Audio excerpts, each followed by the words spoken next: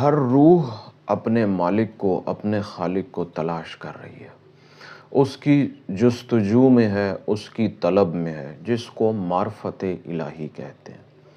اور ہر دم اس کی یہی کوشش ہے کہ میں کسی طرح اپنے رب کو پا جاؤں، حاصل کر جاؤں۔